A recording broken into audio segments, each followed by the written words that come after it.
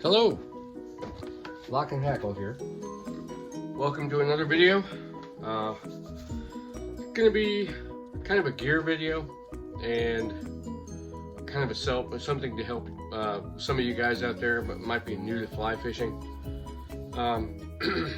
Pardon the congestion here. Luckily we're not in the same room. Our house has been the house of contagion. The flu has just whipped around. I don't think I have the flu, just a cold. Oldest daughter got it, my wife has had it, and that turned into bronchitis. Our youngest daughter has had a cold. She has had a flu shot since when she left the hospital a few weeks ago. They gave her a flu shot, so if she had it, it was very mild. If your family is suffering with it on this day of all days, October 31st, happy Halloween. Wish I could say I was wearing a costume, but I'm not. This is me. So first off, when you're heading out to the creek, the river, wherever, stability is probably the most important thing.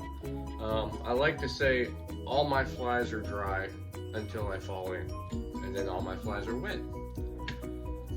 And the one thing that can help you stay above the water, upright in the water, is a wading staff. I used to not use one. I thought, it's just something else I'm gonna have to drag along with me. But I can honestly say, it doesn't matter where I go. If the water is only ankle deep, or if the water is, up to my waist, I'm gonna take my wading staff. The reason being is it's a handy helper when getting in and out of the creek. And sometimes what looks like might be a very shallow or not very deep hole turns out to be pretty deep, especially if the water is really clear. So, to save you some money, I'm not going to say they're bad, but several people I know have used the collapsing wading staffs. They fold up. Those are nice. I guess if you're not moving around a whole lot, you can collapse that thing. It goes in a pouch, it sits on your belt, it's out of the way. My biggest complaint with those is if you jab it in somewhere and you pull it out, it comes apart. Some of them do. The cheaper ones will do that. It's just a tent pole, really. And I have found that a wading staff is no cumbersome than the net hanging off the back of your vest or pouch or wherever. But it will come in and save your behind every now and then, because you're walking down the creek and there's nothing to hang on to because you're out in the middle of a creek, unless you're close to the trees, which if you're fly fishing, that's your nemesis. You want to stay away from the trees. So I have here 2 of my wading sticks. This particular stick is just what it looks like. It's a ski pole. You can pick these up in pairs usually at your used sporting goods store, which I have done. And the nice thing is they're usually maybe $10 to $15 for a pair of them. So I keep 2 of them in the car, and if somebody doesn't have one, I let them use it. Or if I bend it or break it, I'm not out of a whole lot of money. And these things are pretty damn tough. And also, you can mount a GoPro mount to the top of your ski pole, and now you have a monopod. You can jam it into the ground and take a video if you like. So there you go. So it's 2 for 1. And I simply use some paracord and a cheap D-ring and attach it to my wading belt, and these float, so it just kind of dangles around in the water. The next one is just a wooden walking stick. Pardon me. I don't remember where I got it. I really don't. My wife gave it to me or something. I don't know. Or I just kind of borrowed it and it became my wading staff. And it's been through a lot. Again, it's just a simple walking stick, roughly about 3.5 feet tall. Drilled a hole, put a piece of paracord through it and a small aluminum carabiner, and it too goes around my wading belt on my left side, and it just stays in the water. And if I need it, I just grab the cord, pull it up, and you have a handy dandy wading stick. It's also a good walking stick.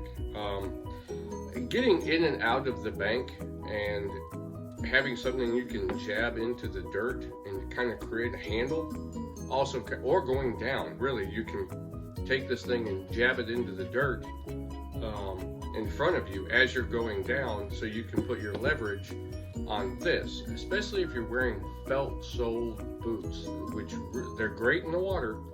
They suck on wet or even dry foliage that's on the edge of creek banks. They're really, you can put studs in, and there's always a workaround.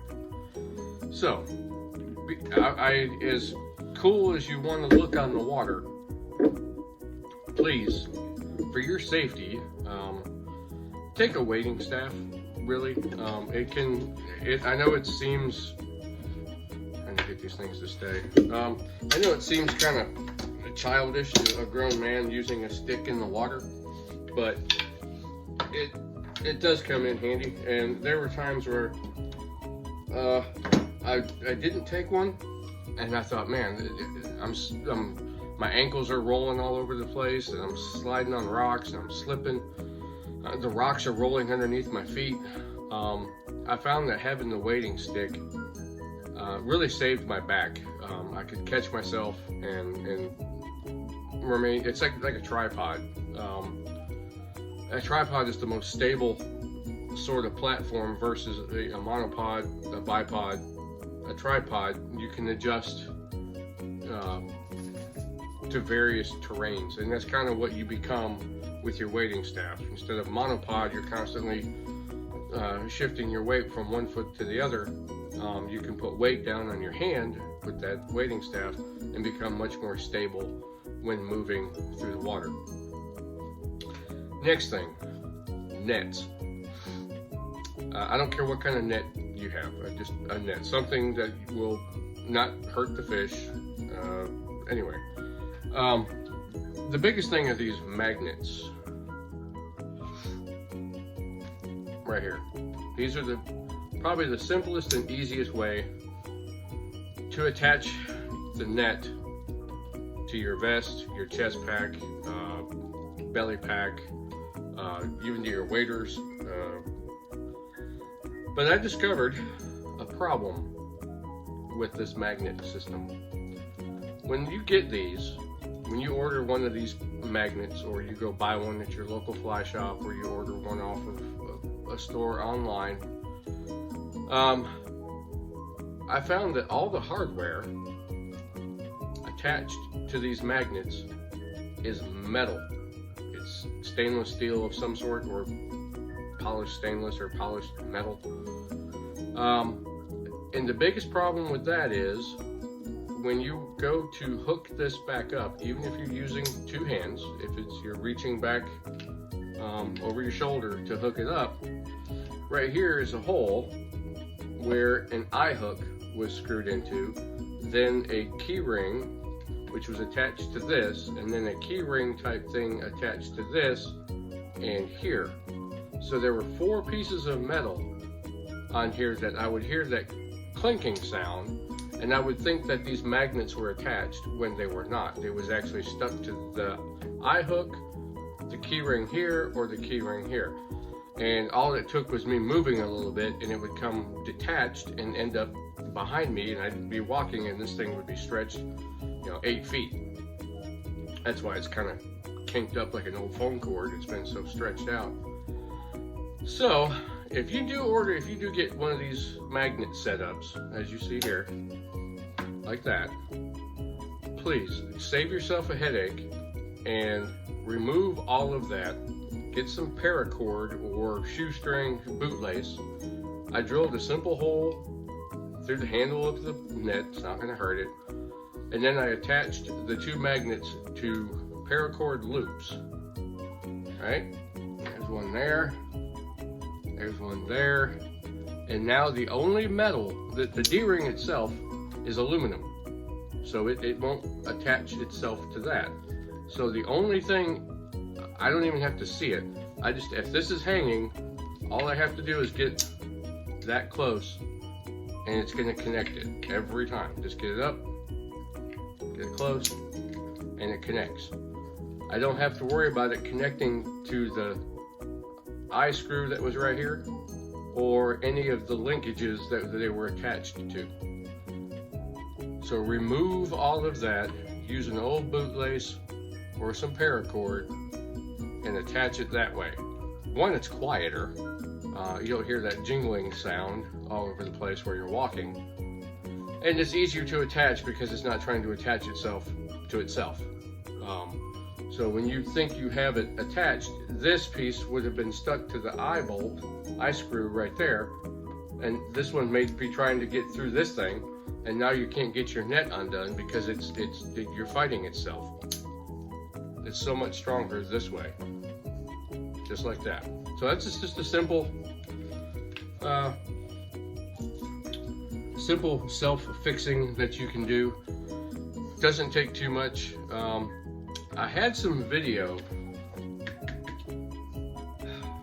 I went out this past Saturday, and I had my GoPro, and I'm kind of confused. My GoPro lost a lot of footage I was going to use for B-roll, and I only ended up with 2 videos.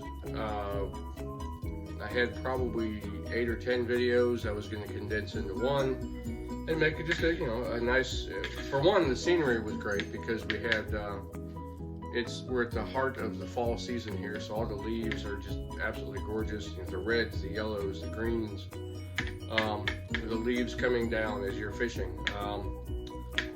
But going through the video, the files on my GoPro, only 2 are there, and they're not very interesting videos. One is of me, just kind of giving you, where I'm at, what I'm using. And the other one is just after I had caught a trout. So what I might do is tag those 2 videos at the end of this one, and just to give you an idea, to explain why there's 2 short videos, and then probably in between those put a picture into it. And that's about it. And I do want to do a review on the new fly rod that I used. I have it right here. It's kind of hard to review a fly rod because they're so big and they're so small. So this is the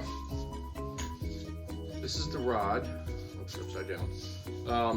It's a Douglas Era. It is a 5904, so it's a 5-weight, 9-foot, 4-piece fly rod by Douglas. It's actually in there, but so I may, put that together, lay it out, and do a true review of the fly rod. I actually did some pre-casting with it outside before my trip to see how it, find which line worked really well with it, and what reel. So took it out. It casts very well, and I'll do a separate video on that one. On that note, Lock and Hackle, signing out.